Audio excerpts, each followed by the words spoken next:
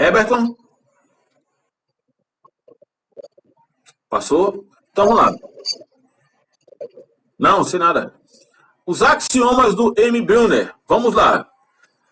Foi ferrenho antagonista aos ideais liberais como Barth. Todos eles, tanto Brunner quanto Karl Barth, eles bateram fortemente em relação à teologia liberal.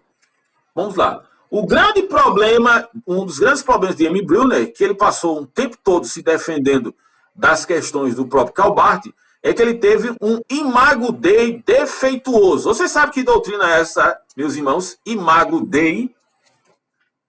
Essa expressão é em latim, né? A imagem de Deus é a antropologia bíblica, não é?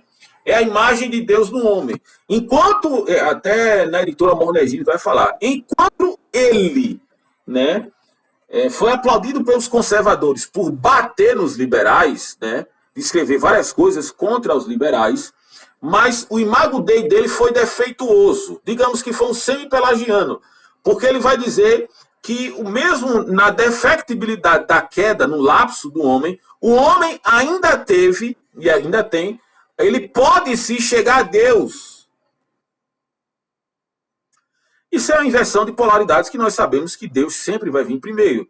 Não, embora que a gente não acredite no estupro soteriológico, mas Deus sempre vai vir primeiro. O homem pecador por si só ele não tem força.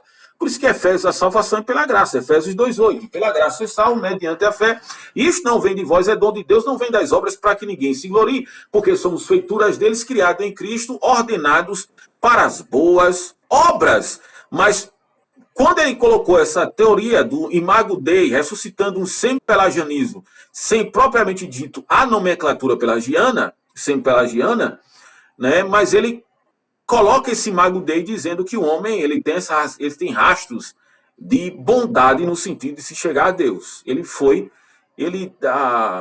No livro de Baptiste Bodin, vai dizer que ele passou o tempo todo, né, se defendendo de Karl Barth, embora que foram amigos, né, podemos dizer isso, mas ele passou o tempo todo se defendendo devido a esse problema do imago Dei. Imago Dei em latim quer dizer a imagem de Deus no homem. O homem foi criado à imagem e semelhança de Deus, conforme a narrativa de Gênesis 1:27, mas com a queda, a essência do homem, assim como vai dizer John Charles Halley, Calvino, Lutero e outros mais, que defendem essa questão de que o homem ele fica inclinado ao mal devido ao pecado. Outro ponto é que a revelação entender-se-á mais apurada com a tensão entre a razão e a palavra de Deus. Deixa eu explicar o que é isso. A revelação, que é aquilo que está nas Escrituras, ela só pode ser entendida a partir do choque entre a razão e entre a questão da palavra de Deus. Por exemplo, quando o homem diz que, sim, Deus existe, pode existir, mas eu não consigo ver o homem. Eu não consigo ver Deus, perdão. Mas a palavra de Deus diz que Deus é invisível. Quando nasce esse choque de afirmativas, é que nasce essa tensão, e aí a gente entende o que a revelação diz. Embora tendo esse choque, eu não posso ver Deus, mas se Deus pudesse ser visto, ó razão de novo, Deus não seria Deus porque ele teria limitação física. E se ele tiver limitação física, ele não pode ser imaterial. E ser imaterial é uma qualidade da qual Deus é, porque ele é espírito. Aí a gente entende a revelação da palavra de Deus. Quando tem esse choque, por exemplo, Deus, aí a pessoa tem essa ilação de que Deus existe. Tá certo, Deus existe. Mas como pode uma virgem dar à luz a um filho sem ter contato sexual? Ora, se Deus existe e ele pode fazer as coisas sobrenaturais, então Deus pode fazer com que uma mulher possa ter um filho virgem. Essa é a ideia de que se diz da revelação, contém essa tensão entre a razão e a palavra de Deus. A revelação é transcendental. Transcendental é aquilo que transcende o natural. É aquilo que está fora daquilo que é palpável às nossas mãos. E ela não pode ser domesticada pelo nous, né, pelo pensamento humano. O que é que ele está dizendo? Ele está dizendo que, por mais cabedal intelectual que uma pessoa tenha, por mais probidade intelectiva, ele não pode escravizar a palavra de Deus segundo o seu próprio pensamento. Por quê? ele tem uma defectibilidade moral, e segundo, ele não pode entender todas as coisas de Deus e nem pode domesticar Deus. É aquilo que Nietzsche dizia. Eu não creio num Deus que foi criado à imagem e semelhança do homem. Eu creio num Deus soberano de todas as coisas, embora que Nietzsche é o pai do niilismo. Nós não devemos ter, não estou dizendo que não é para estudar. Você deve estudar a palavra de Deus. Mas eu não posso querer domesticar Deus segundo o meu próprio entendimento. Por exemplo, eu não posso entender na minha racionalidade que Jesus não é Deus, Deus não é Jesus, o Espírito Santo não é Jesus e o Espírito Santo literalmente não é Deus. São três pessoas na Trindade, mas que têm a mesma essência. Eu creio pela fé. E creio que exista isso porque a palavra de Deus dá consubstancialidade. Mas a minha mente não consegue entender, muitas vezes, isso, segundo a própria racionalidade. Eu não posso entender, segundo a minha própria racionalidade, uma ideia de uma teodiceia. Enquanto nós estamos aqui no computador, no notebook, no celular, estudando, tem pessoas que estão passando fome, morrendo nos hospitais. E aí, Deus não existe?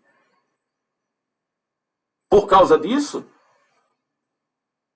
Eu não posso tentar domesticar Deus e limitar a minha perspectiva, porque eu sou um homem limitado. Ora, se eu limitado quero limitar a Deus, logo esse Deus não é existente porque se limita à minha própria percepção. Deus, como diz Norman Geisler no livro de Teologia Sistemática, ele vai dizer que nós conhecemos a Deus porque ele quis se revelar a nós e nós somos recipientes, né, dessa revelação divina. Então vamos lá. Nós não podemos domesticar Deus. Essa é a ideia, né, da revelação que ele fala das escrituras de M. Brunner. Vamos lá. Outro ponto. A vontade de Deus se manifesta através da família, do trabalho, da igreja, da cultura e do Estado. Sabe o que ele está dizendo? É que a teologia, a vontade de Deus, ela é participativa na sociedade. Porque, veja só, M. Brunner está vendo um momento também de tensão contra os fundamentalistas. Os fundamentalistas norte-americanos, eles não acreditavam que um crente poderia ser político. Isso bateu aqui no Brasil. Há quanto tempo você não viu a política sendo amaldiçoada? E que o crente não poderia ser político? Hã? Um crente ele não pode jogar futebol. O crente ele não pode fazer exercício físico. O crente ele não pode... Oi? Não pode, isso é objetável, né? Infelizmente, respeito a algumas pessoas, né, que pensam dessa forma, mas biblicamente não tem respaldo nenhum. Quer dizer que um crente ele não pode ser pintor, um crente não pode fazer um curso superior. Até nós aqui entendia isso, que o crente não pode fazer teologia, senão ele vai esfriar. A vontade de Deus se manifesta através da família, você tratando bem a sua família, você sendo um bom trabalhador na igreja, na cultura e no Estado. Servindo a Deus através. Senhor? O espírito do o capitalismo e o espírito do protestantismo, Max Weber. A gente falou até isso também quando a gente for falar da reforma. Tenho. Graças a Deus eu tenho. Tenho. Depois eu envio. Depois. Tá certo, depois eu envio. Se preocupe. Não, vamos lá. Anota aí os livros que é para passar. A ética é vivida na praxe. Isso é usado com o de M. Brunner. Quer dizer, a vida cristã ela é feita não só do conhecimento no afã, mas ela é feita na prática.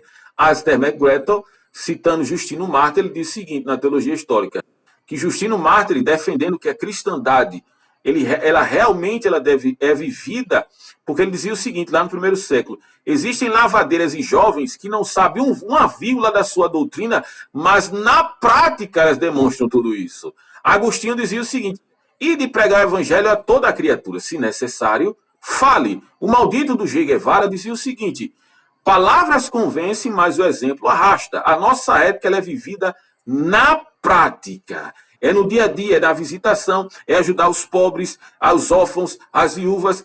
Tudo isso é na prática, é a teologia pastoral na prática, é a lógica em chamas, é o desenvolvimento da teologia, é o desenvolvimento da salvação e a demonstração que nós somos feitos à imagem e semelhança de Cristo e somos eleitos na pessoa bendita do Senhor e Salvador Jesus Cristo. Porque aquele diz lá em 1 João capítulo 4, verso 20, aquele que diz que ama a Deus e não ama o seu irmão é mentiroso. Como pode amar a Deus a quem não vê e não pode amar a seu irmão a quem vê? 1 João capítulo 3, 13, se eu não estou enganado, ou 12, vai dizer, não ameis somente de palavras nem de línguas, mas na prática e na verdade. A igreja sempre foi objeto, né, de estudo devido às problemáticas que teve, mas sempre de ajudar as outras pessoas. A praxe cristã destruiu a ideia que os gregos e os romanos tinham de que as pessoas deficientes deveriam morrer ou deixadas em públicas.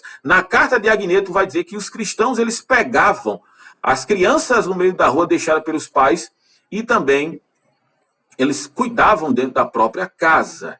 Eu me lembro que eu fui, no ano de 2007, nas minhas primeiras pisaduras na cristandade, eu fui para um congresso evangelístico do Portas Abertas, lá no Seminário Batista do Norte.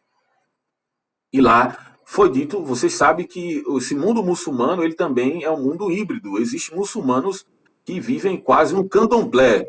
E o que acontece? Uma criança que nasceu, né, amaldiçoada pelos pais, dizendo que essa criança ela tinha poderes sobrenaturais, todo mundo tinha medo dessa criança. Até que chegou o grupo de evangelismo da Igreja Batista e evangelizou aquela criança era má, era perversa, respondia aos pais, e ela mudou. E quando essa criança, no dia da sua profissão de fé, quando ele recebeu o batismo, o pai, que era islâmico, a sua mãe também e toda a sua família, quando o pastor da igreja foi pedir para a sua família para batizar o seu filho, sabe o que aconteceu? O pai muçulmano disse, leve para batizar meus outros filhos, porque eu vejo a mudança do meu filho na prática. Esse é um dos axiomas do M. Brunner. Tá certo aí, meus irmãos? Dúvidas, perguntas, podem falar o cálice para sempre.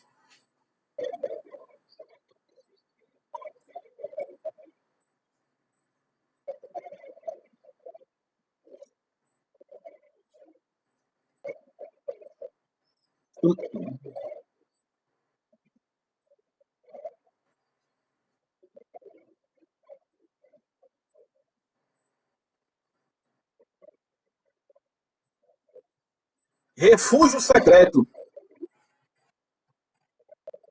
Muito bom esse filme.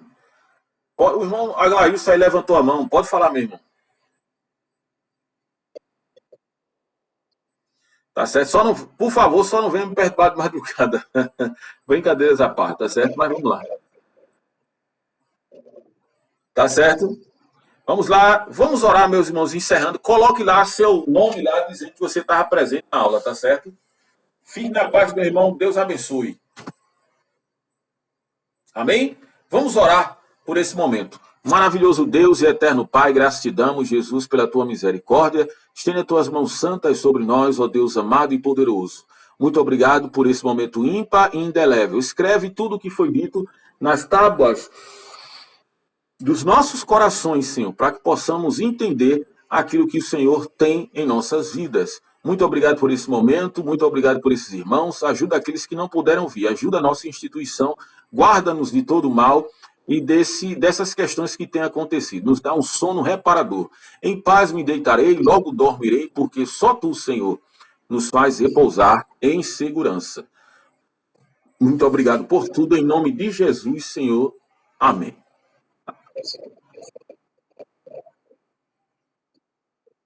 Amém. Gravou, meu irmão. Além de você ter escutado aqui de forma tranquila, você também poderá escutar em outro momento.